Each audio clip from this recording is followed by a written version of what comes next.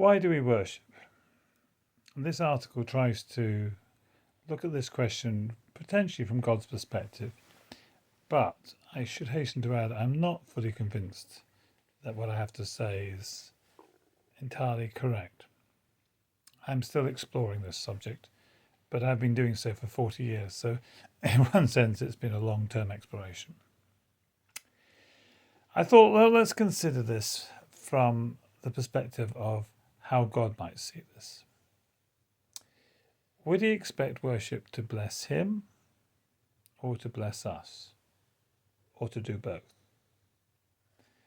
Well, I think the scriptures seem to suggest it does both. Worship is meant to bless God, but it's also meant to bless us. So the second question I have to ask is, should worship be a balance of older hymns and modern songs?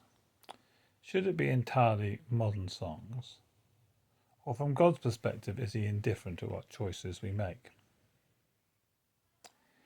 Now, if we look at the current scene, it looks like with most of the successful churches that cater for young people, it's almost entirely modern songs that they sing.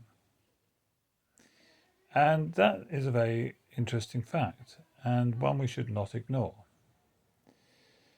Traditionally, the church has always taken an approach of adding modern songs to the repertoire that already existed. So the idea that we replace the old repertoire with an entirely new one is a novel thing for the church to do, and really hasn't been done since the Reformation. And there's no real major doctrinal shifts that have taken place in the last 50 years to warrant such a shift. This seems to be something that is driven by the appetite of the congregations, or something else. Now, this is not to be critical, it's just to be an observation. My thinking is it wouldn't really be possible in the modern climate to reintroduce a mixture of old hymns and modern choruses, much as Keith and Christine Getty have suggested that's what we should do. But I'm not sure the appetite for that is there, and I think it would be confusing.